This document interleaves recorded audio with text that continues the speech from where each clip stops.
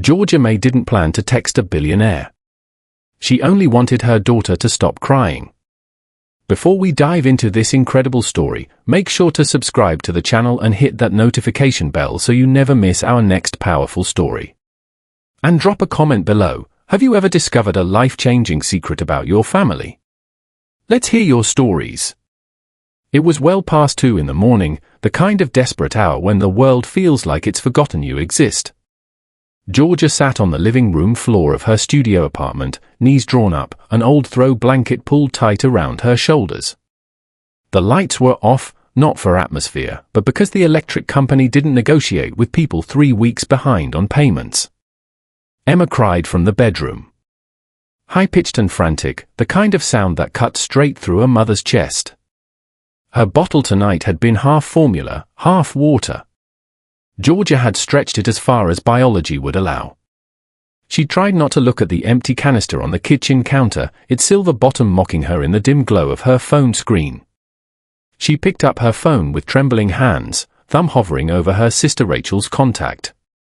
Rachel had helped before, reluctantly, with questions attached, but she had helped. Georgia didn't want to ask again. She'd promised herself she wouldn't become that sister, the one who always needed saving. But tonight wasn't about pride. It was about a 7-month-old who didn't understand why her stomach hurt. She typed, "Rachel, I'm so sorry to ask again. I need $60 for formula. Emma's almost out. I get my unemployment check on the 15th. I'll pay you back. Please." Her thumb hovered over the send button, every ounce of dignity she had left screaming at her to delete it, to find another way, to be stronger than this moment. She hit send. She didn't double-check the number. She didn't even look at the contact name. She just set the phone down, pressed her forehead to her knees, and waited for the familiar sting of her sister's pity. 5 minutes later, her phone buzzed. "I think you have the wrong number." Georgia blinked. Sat up. Grabbed the phone and stared at the screen in pure horror. One wrong digit. She'd texted a complete stranger. Her stomach dropped into free fall. "I'm so sorry," she typed back, fingers shaking harder now. "Please ignore." Wrong number. She locked the screen, tossed the phone onto the couch like it had burned her, pulled the blanket tighter around herself. Another failure. Another humiliation added to the growing pile of evidence that she was drowning and no one was coming to save her. 40 stories above the city, in a penthouse where the floor-to-ceiling windows framed the glittering skyline like a painting he'd stopped noticing years ago, Melvin M. Derrington stared at the message on his personal phone.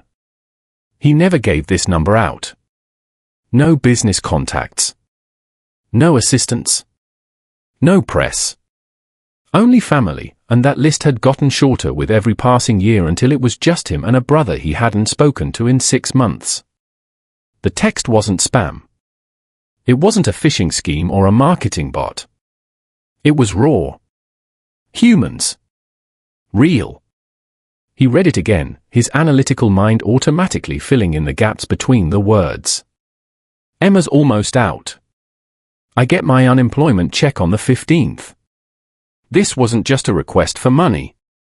It was a mother negotiating with her own dignity, offering collateral she didn't have for a loan she couldn't guarantee she'd repay. You should ignore this. Delete it. Go back to the quarterly projections on your laptop. Most nights, he would have. Tonight, for reasons he didn't fully understand and wouldn't examine too closely, he typed back, "Is your baby going to be okay?" Georgia stared at the message like it was written in a language she didn't speak. What kind of stranger asks a follow-up question like that? Her first instinct was to block the number immediately. Every warning she'd ever heard about scams and predators and people who exploit desperation ran through her mind in rapid succession. But something about the question, about how simply, how directly it was asked, with no preamble or performance, made her pause. "We'll manage," she wrote back. "Sorry again for bothering you." 3 dots appeared immediately. Disappeared. Appeared again. "I can help." No strings attached. Georgia actually laughed out loud, a short, bitter sound in the darkness. She typed, "Thanks, but I don't take money from strangers." "Smart policy," came the reply. "I'm Melvin. Now I'm not a stranger." She didn't respond. She turned the phone face down, went to Emma's room, and rocked her daughter back into fitful sleep, singing the same lullaby her own mother had sung to her in a different life, when the world still made promises it intended to keep. When she finally checked her phone again an hour later, there was one more message waiting: Venmo, Cash App, or Zelle. "You don't have to reply. Just tell me where to send it." And below that, sent 3 minutes later when she hadn't answered, "Or I can order it delivered. There's a 24-hour pharmacy on Lexington that does same day." What brand does Emma use? Georgia S. May sat on her bedroom floor in the dark, staring at messages from a man named Melvin who had no reason to care whether her daughter ate tomorrow, and felt something dangerous bloom in her chest. Hope. She hated it. She needed it. She was terrified of what it would cost her. Her fingers moved before her pride could stop them, Similac advance. "But seriously, why are you doing this?" The response was almost immediate, because someone asked. "And I can."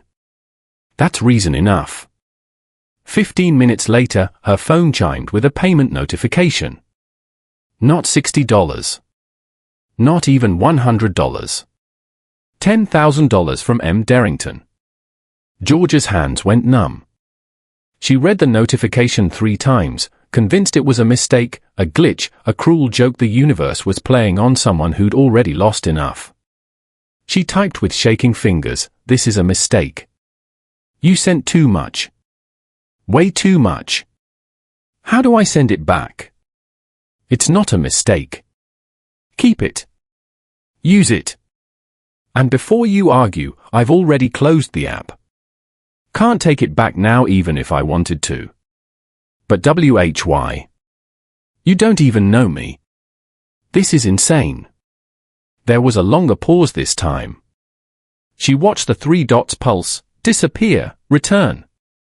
"Finally, I've spent 10 years building a life where nothing surprises me and no one needs anything from me I can't calculate." Then a message arrives at 3 a.m. from someone who's terrified and brave and too proud to beg even when they're breaking. "It felt like the first real thing that's happened to me in a decade. So no, I don't know you. But I'd like to. If you'll let me." Georgia sat in the darkness of her apartment, holding her sleeping daughter, staring at words from a stranger who'd just changed her life with a few $1,000s and a paragraph of honesty she hadn't known she needed. She didn't respond that night. She couldn't.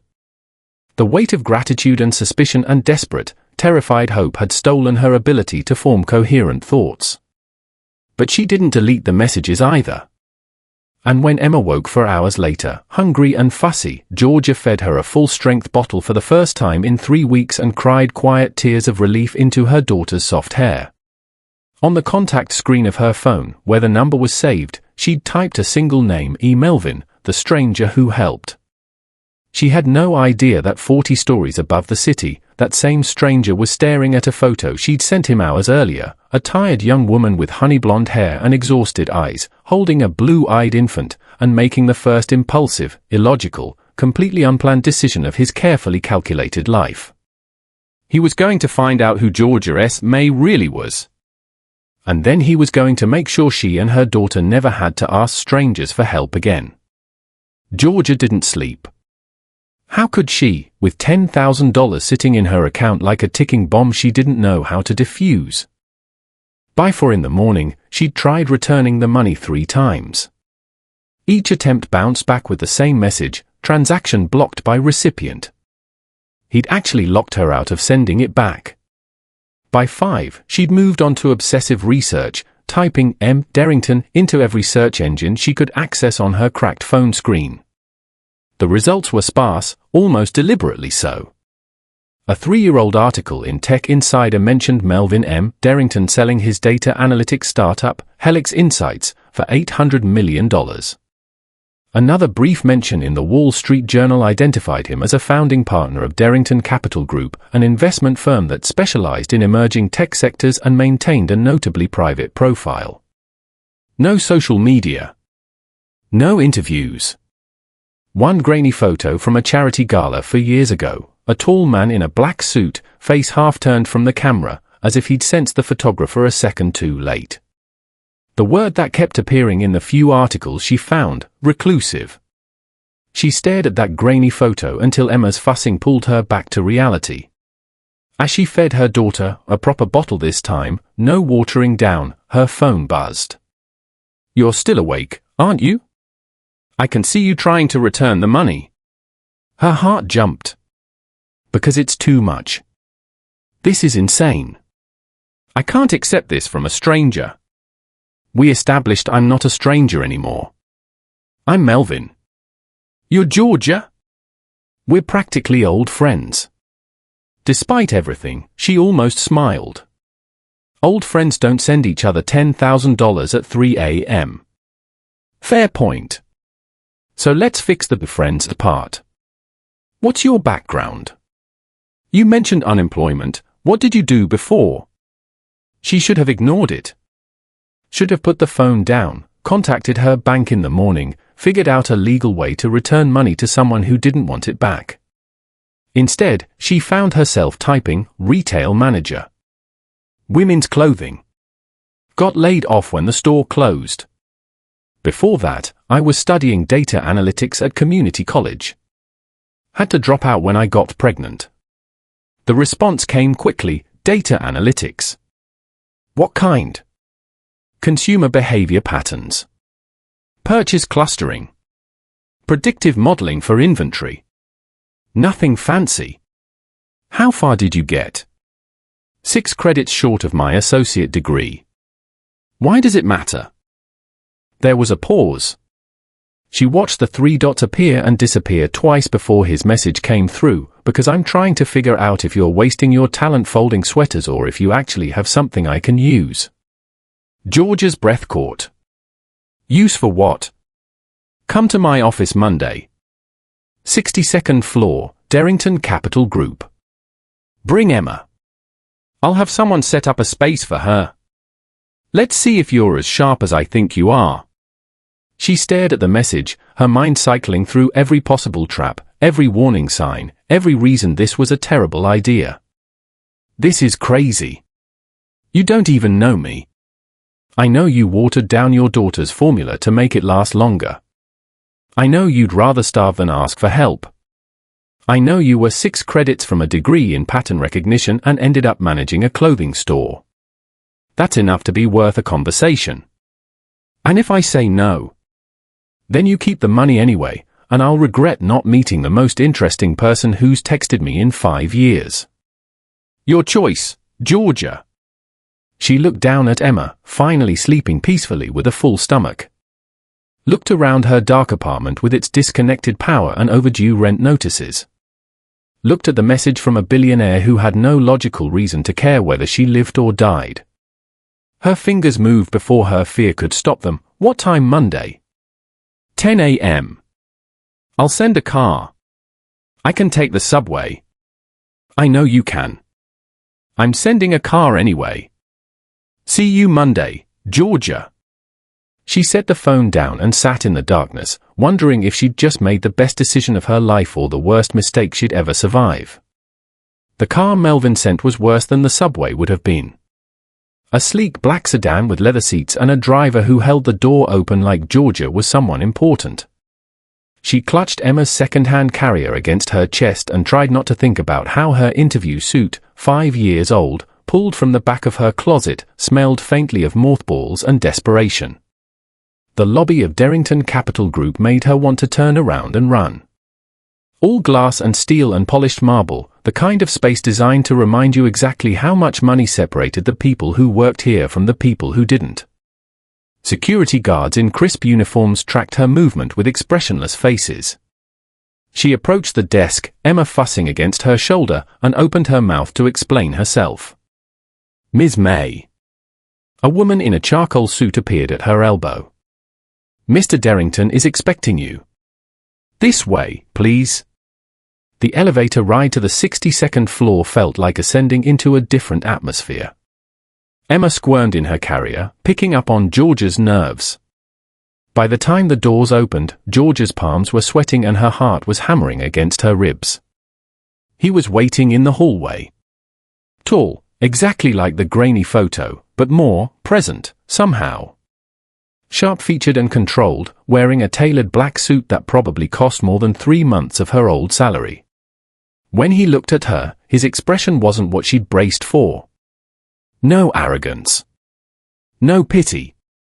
Just careful, focused observation, like she was a puzzle he was genuinely interested in solving. "Georgia," he said, his voice quiet and precise. "Thank you for coming." His eye shifted to Emma. "And this is Emma. Mr. Darrington." "Melvin," he corrected gently. "Come with me." He led her to a glass-walled conference room overlooking the city. On the table sat a laptop, a notepad, and a thick folder. 6 months of portfolio performance data, he said. Multiple sectors, multiple fund managers. I need you to find anything that doesn't fit the pattern. Anything that looks off, even slightly. Georgia blinked. That's it? That's the test. That's the job. He gestured to the laptop. Take your time. I'll have my assistant set Emma up in the office next door, quieter, more comfortable. Before Georgia could protest, a young woman appeared with a portable crib, blankets, toys, and bottles Georgia definitely hadn't packed. She watched, stunned, as they transformed the adjacent office into a fully equipped nursery in under 10 minutes. Melvin returned and found her still standing, frozen. "Problem?" he asked. "You just keep baby supplies in your office." "I don't. I made a call." He nodded toward the laptop. 2 hours enough, or do you need more? She needed to leave. To run before this strange, impossible situation pulled her in deeper. Instead, she sat down, opened the folder, and let the numbers pull her under. It took 90 minutes. The pattern was subtle, tech sector exits clustered around earnings announcements, but the timing was off by an average of 47 hours.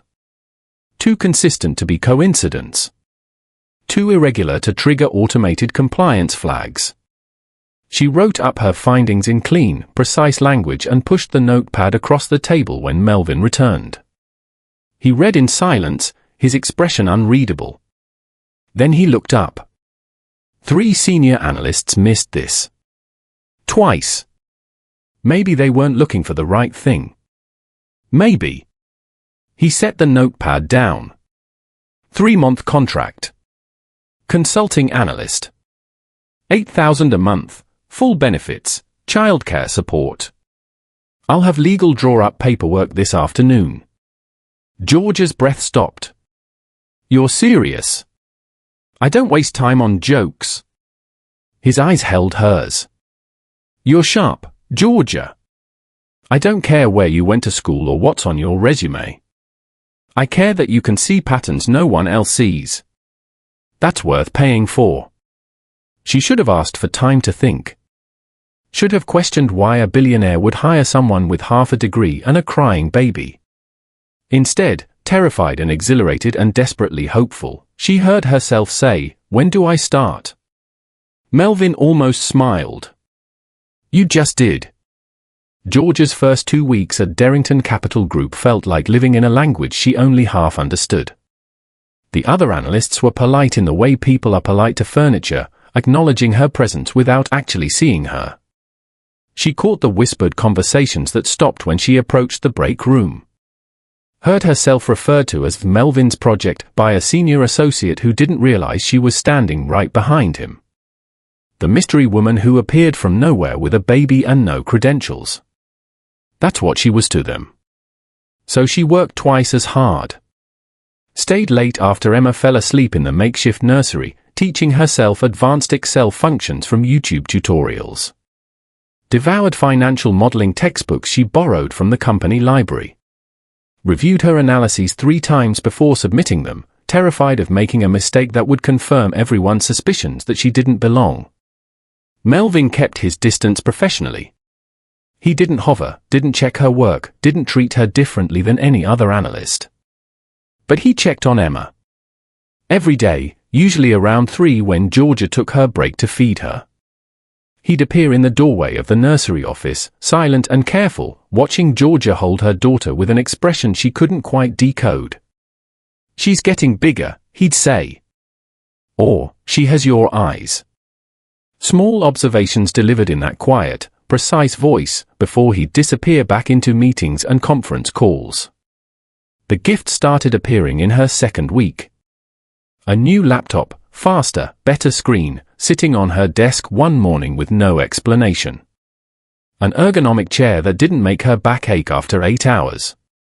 A bag of premium coffee with a note, "Thought you might need this. M." She was immediately suspicious. Waited for the other shoe to drop, for the price tag to reveal itself. Finally cornered Melvin's assistant, a sharp-eyed woman named Claire, in the hallway. "Why does he keep giving me things?" Claire barely looked up from her tablet. "He does this for everyone who works hard. You're not special." The words should have been reassuring. Instead, they felt like a door closing. Georgia nodded, thanked her, and went back to her desk. But she'd seen the way Melvin looked at her and Emma. The way his controlled expression softened just slightly when Emma grabbed his finger during one of his check-ins. That wasn't how someone looked at everyone. The late-night overlap happened on a Thursday. Georgia was the last one in the office besides Melvin, who apparently lived here as much as he lived in his penthouse. She was fighting with a financial model that refused to balance when she heard footsteps behind her. "You should go home," Melvin said quietly. "Almost done." "Georgia." He sat in the chair across from her desk, looking tired in a way she hadn't seen before. "You don't have to prove yourself to them." "Yes, I do."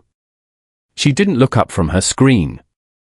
"I'm the charity case who seduced her way into the building, remember?" "I heard Daniels say it." His jaw tightened. "Daniels is an ass. Daniels is right." She finally met his eyes. "I don't have an MBA. I don't have connections. I have half a degree and a 7-month-old. So yeah, I have to work twice as hard to deserve half the respect." Melvin was quiet for a long moment. Then, "You want to know why I responded to your text that night?" She waited. "I've spent 10 years building walls," he said, his voice barely above a whisper. "Perfect control. Perfect isolation. No mess, no surprises, no one needing anything from me I couldn't calculate and manage." He looked at her directly. "Your message got through because it was the first real thing anyone said to me in years. No performance. No agenda. Just raw, terrified honesty." George's chest tightened. "That's why you hired me?" "Because I was desperate enough to text the wrong number." "I hired you because you're brilliant."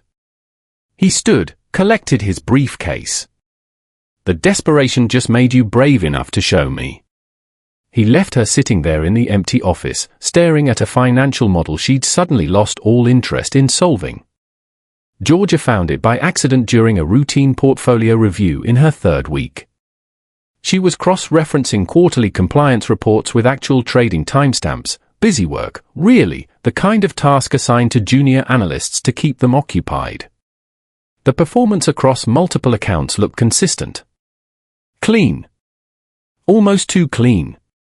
She pulled up market volatility data for the same periods and started comparing. That's when she saw them in micro gaps.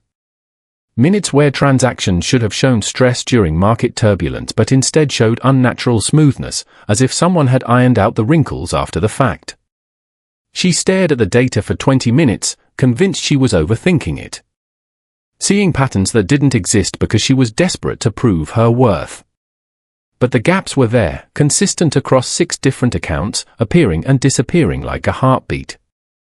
She mentioned it to Melvin casually the next morning, catching him between meetings. I might be crazy, but I think I found something weird in the compliance data. His expression shifted instantly. The careful distance he maintained around her evaporated, replaced by cold, laser-focused attention. Show me. 10 minutes later, they were in his private office, door closed, her laptop screen reflected in his dark eyes as he studied the anomaly she'd flagged. Compile every instance of this over the past 3 years, he said quietly. Every account, every transaction timestamp. But Georgia, tell no one else. Not Claire, not the other analysts. Just you and me. Her stomach dropped. You think someone's. I think you found something that shouldn't exist. He looked at her directly. I need you to find everything else. She worked in secret for the next week, staying late after Emma was asleep, building spreadsheets that mapped every microgap across 3 years of trading data. The pattern emerged slowly, then all at once, the gaps correlated with accounts managed directly by Marcus Fell. CFO Marcus Fell. Melvin's business partner since college. His best man at his wedding before the divorce. The man everyone said Melvin trusted more than anyone in the world. The data suggested Marcus had been using client accounts to cover short-term borrowing from other accounts, moving money in careful, calculated increments, smoothing the transactions to avoid triggering compliance algorithms. A shell game that worked perfectly until someone like Georgia looked at the timing instead of the amounts. When she presented her findings to Melvin, laying out 18 months of correlated transactions across 12 accounts, his face went absolutely still. How much? He asked. Impossible to say for certain without full account access. But based on the pattern frequency and average transaction sizes? 40 to 50 million, conservatively. Melvin stood, walked to his window overlooking the city, hands in his pockets. For a long moment, he said nothing. You suspected him, Georgia said quietly. It wasn't a question. For 8 months. His voice was flat, emotionless. Little things. Explanations that were too smooth. Reports that aligned too perfectly. But suspicion isn't proof, and Marcus is too smart to leave obvious tracks. He turned to face her. You just found what 3 forensic auditors couldn't. What do we do? We? He studied her carefully. This isn't your fight, Georgia. You hired me to find patterns. She met his gaze steadily. I found one. That makes it my fight too. Something shifted in his expression, respect, maybe, or recognition of something he hadn't expected to find in someone he'd hired off a desperate midnight text. Then we build an airtight case, he said. And we do it quietly. Because if Marcus realizes we know, he'll burn everything to the ground before we can stop him. The forensic accountant arrived on a Tuesday, introduced to the staff as part of a routine audit expansion. Judith Chen, former FBI financial crimes investigator, now private consultant. She set up in a corner office with minimal fanfare and began requesting files with surgical precision. Marcus Fell noticed immediately. Georgia watched it happen in real time over the next 3 days. The way Marcus's eyes tracked Melvin's movements through the office. The closed-door meetings that Marcus wasn't invited to for the first time in 20 years. The suddenly restricted access to certain files that had always been open to the CFO. On Thursday, Marcus cornered Melvin outside the executive conference room. Georgia was passing by with Emma, close enough to hear Marcus's voice drop to something dangerous and quiet. Are you investigating me? Melvin's expression didn't change. We're conducting a comprehensive audit. Standard procedure after the Brennan account issues last quarter. Don't insult me with corporate speak. We've known each other since sophomore year. Marcus leaned closer. If you have a problem with how I'm running my department, say it to my face. I don't have a problem, Marcus. I have a schedule to keep. Melvin moved past him, but Georgia caught the tension in his shoulders, the crack forming in a partnership that had survived 2 decades. The trust between them was breaking, and everyone in the office could feel it. Marcus started watching Georgia after that. She'd catch him studying her from across the bullpen, noting when she arrived, when she left, which files she accessed. On Friday evening, she was leaving late, Emma asleep in her carrier, when Marcus appeared in the parking garage as if he'd been waiting. "Georgia!" His smile was warm, professional, completely at odds with the calculation in his eyes. "Burning the midnight oil again?" "Just finishing up some reports." She kept walking toward her car. He fell into step beside her. "You're impressive." "Really? Melvin's taken quite an interest in you and your daughter." It's unusual for him. He's not typically the mentoring type. George's hand tightened on Emma's carrier. "He gave me a chance when no one else would." "Exactly. Which is why I'd hate to see that complicated by you getting involved in things you don't fully understand." He stopped, turning to face her directly. "Corporate politics can be brutal, especially for outsiders. People get caught in crossfire through no fault of their own. I'd hate to see that happen to you." The threat was crystal clear beneath the friendly courtesy. Georgia met his eyes, forcing her voice steady. "I appreciate your concern." "Do you?" Marcus smiled, but it didn't reach his eyes. "Good. Then I'm sure you'll be careful about which projects you prioritize going forward." He walked away, his footsteps echoing through the concrete garage. Georgia stood frozen until she heard his car start and pull away. Only then did her hand start shaking. She drove straight to Melvin's building, texted him from the lobby, and 20 minutes later was sitting in his penthouse telling him everything while Emma slept in a makeshift bed of couch cushions. Melvin listened without interrupting, his expression growing colder with every sentence. When she finished, he pulled out his phone. "What are you doing?" "Calling my security team. You and Emma are moving. Tonight." "Melvin, I have a property in Westchester. Gated community, 24/7 security. You'll work remotely until we resolve this." His tone left no room for argument. "This isn't negotiable, Georgia.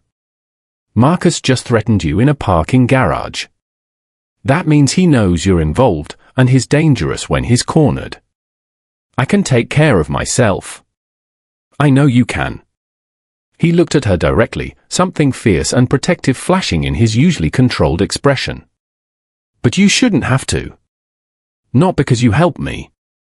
Pack what you need tonight. Movers will get the rest tomorrow."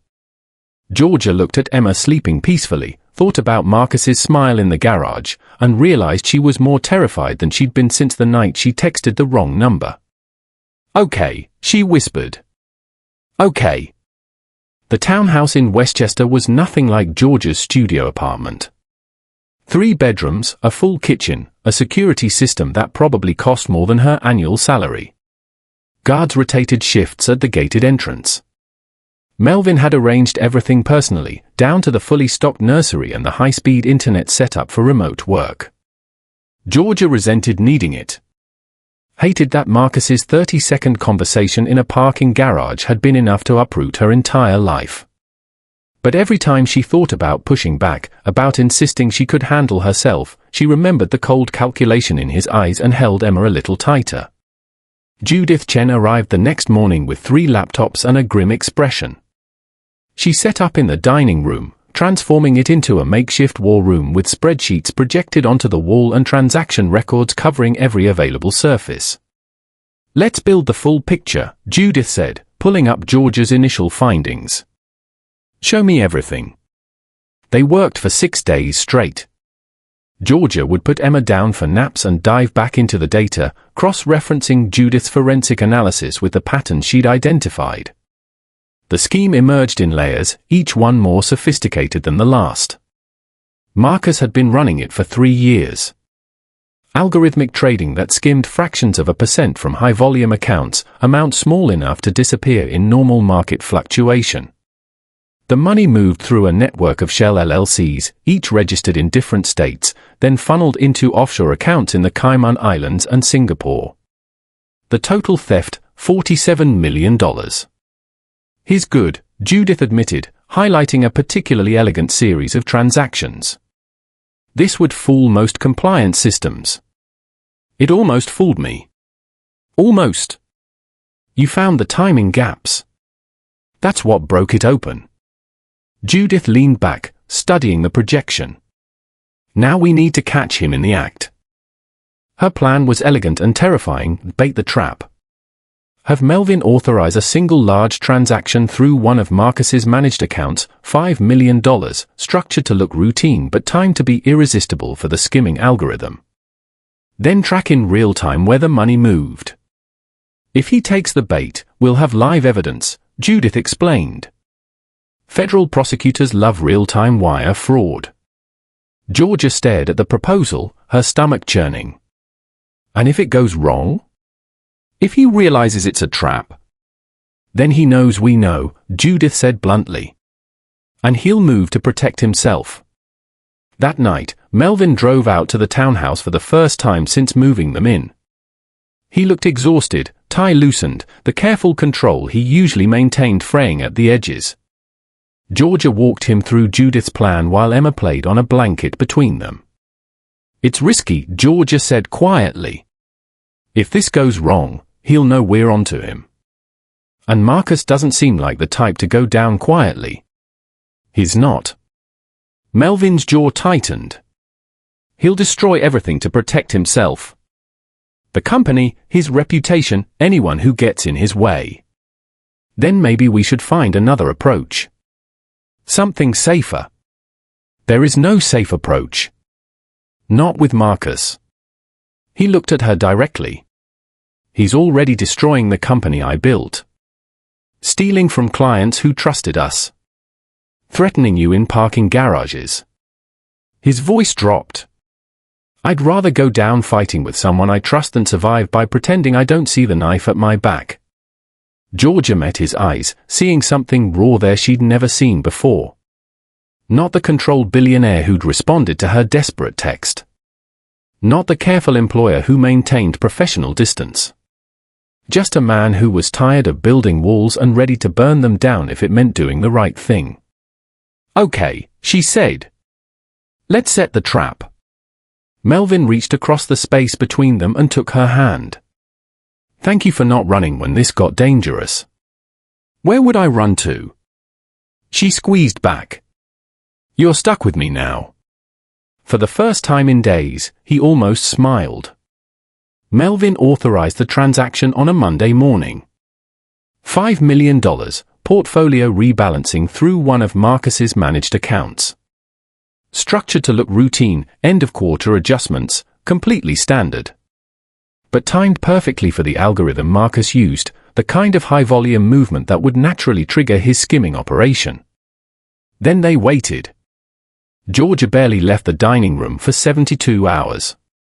Judith set up 3 monitors tracking the money's movement in real time, each screen showing different layers of the financial system. Melvin drove out each evening after work, loosening his tie and sitting beside Georgia to watch numbers shift across displays like some kind of high-stakes video game. Emma was the only one who maintained a normal schedule, blissfully unaware that her mother was helping catch a thief who'd stolen $47 million. Hour 12, nothing. Hour 24, the money sat exactly where it should, untouched.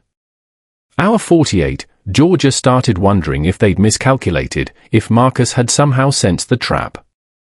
Then, at hour 68, the money moved. "There," Judith said quietly, highlighting a transaction on the center screen. $50,000. Moving to an LLC registered in Delaware.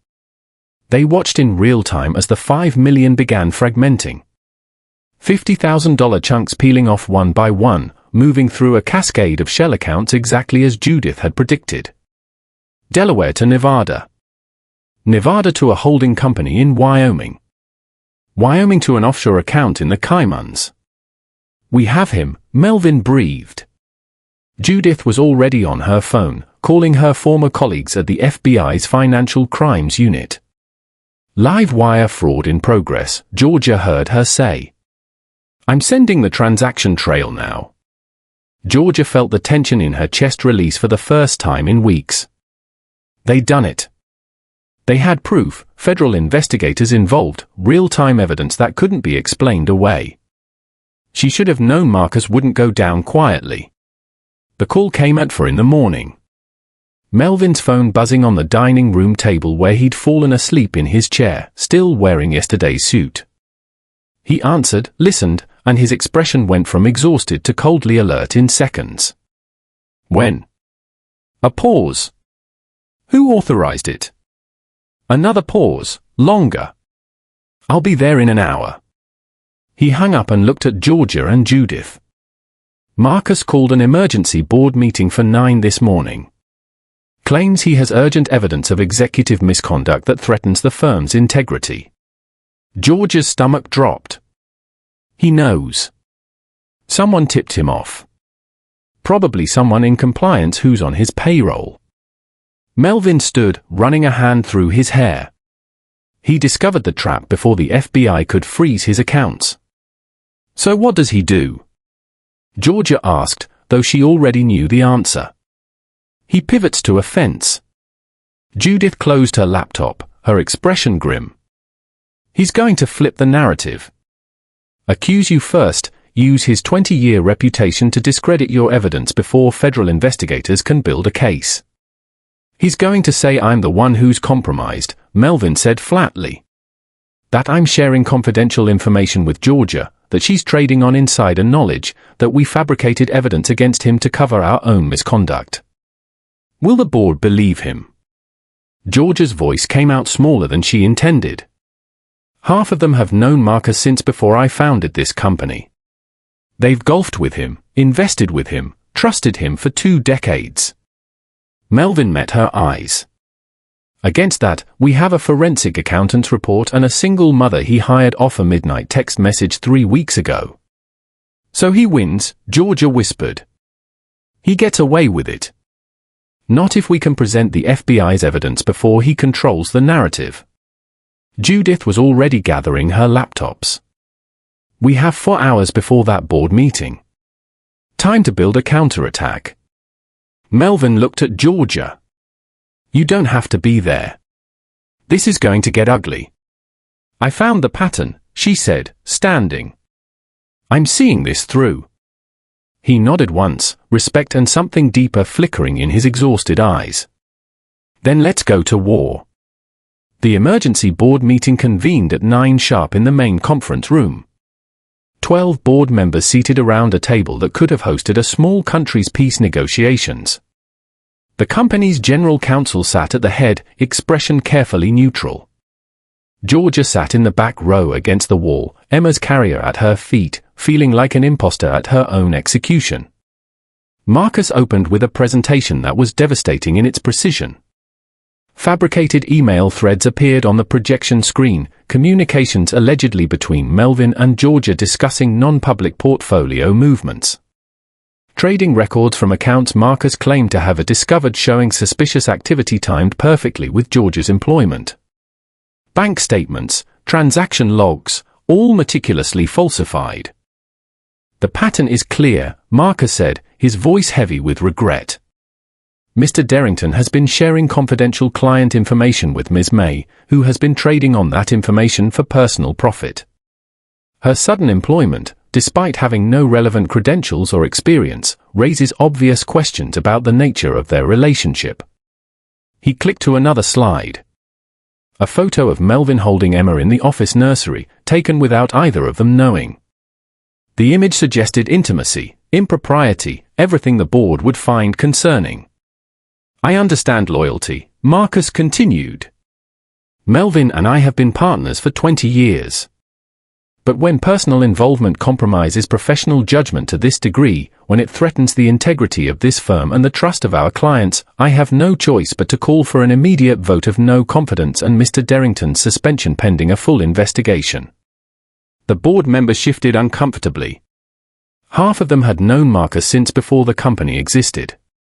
They'd invested their money, their reputations, their trust in him for decades. Georgia watched Melvin sitting perfectly still at the opposite end of the table and felt her world fracturing.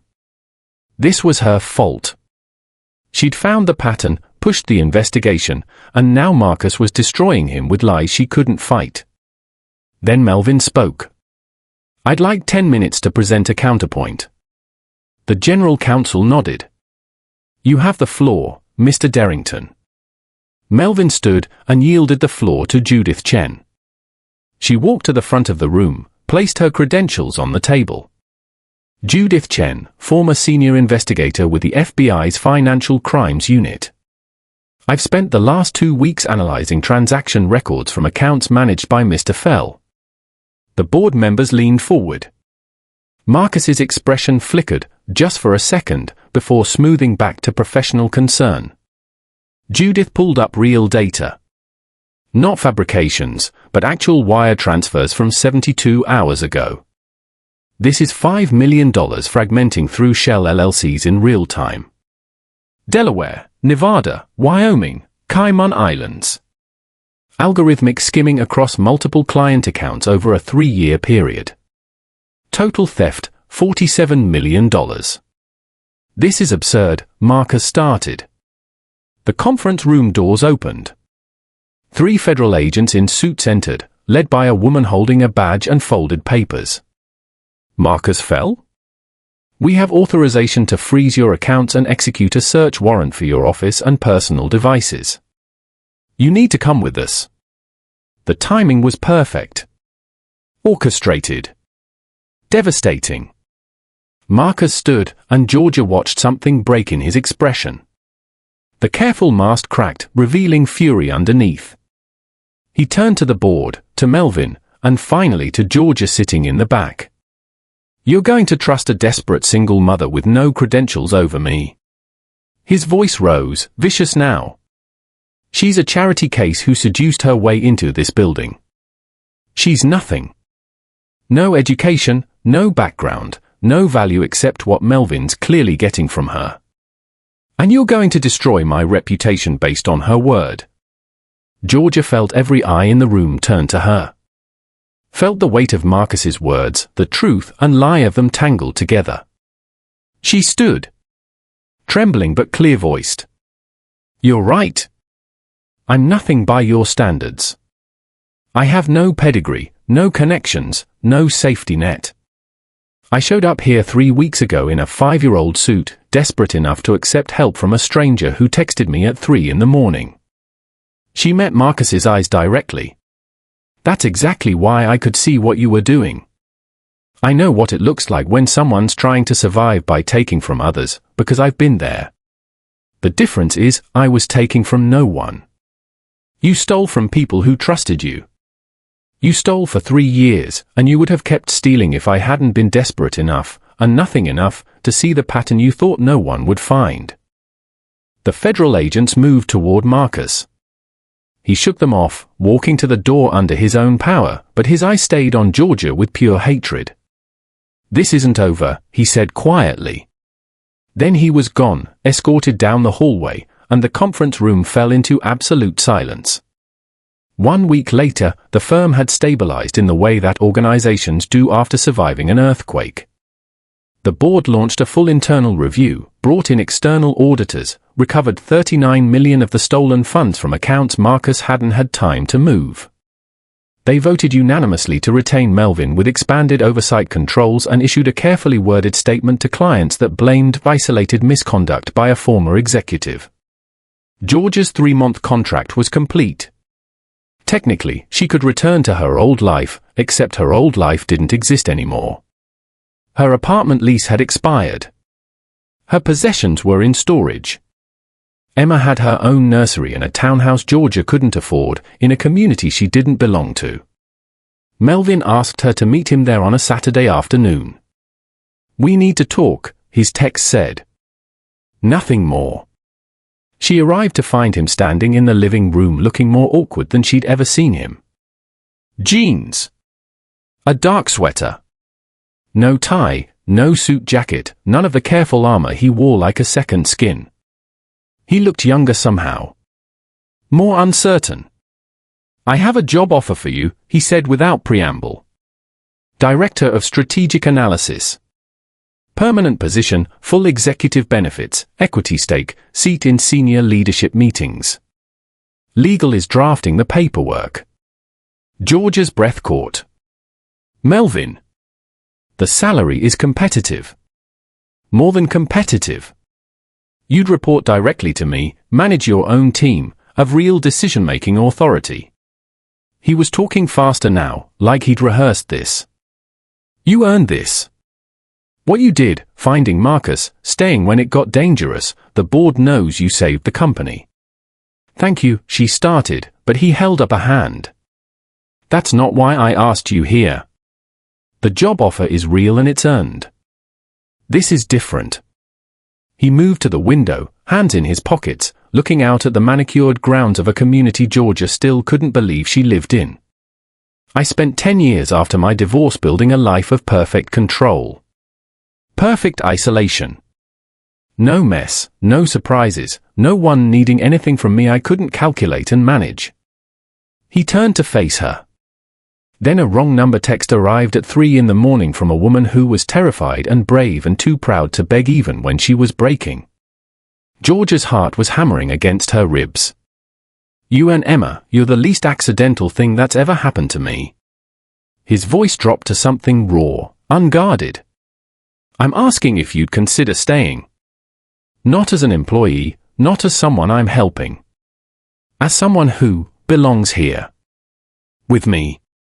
Georgia looked around the townhouse that had become a home without her noticing. At the nursery where Emma slept peacefully every night. At the kitchen where she'd learned to cook actual meals instead of surviving on whatever was cheapest.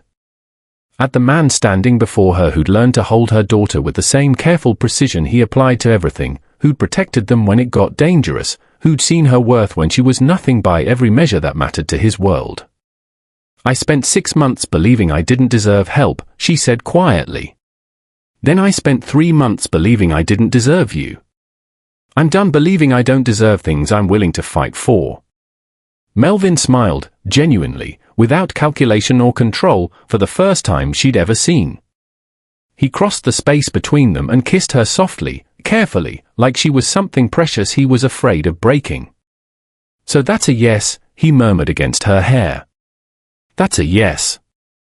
Later, Georgia sat on the living room floor with Emma, lights on, formula stocked in the kitchen that never ran out anymore.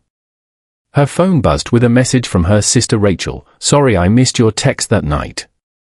Are you doing okay?" Georgia looked at her daughter playing with blocks.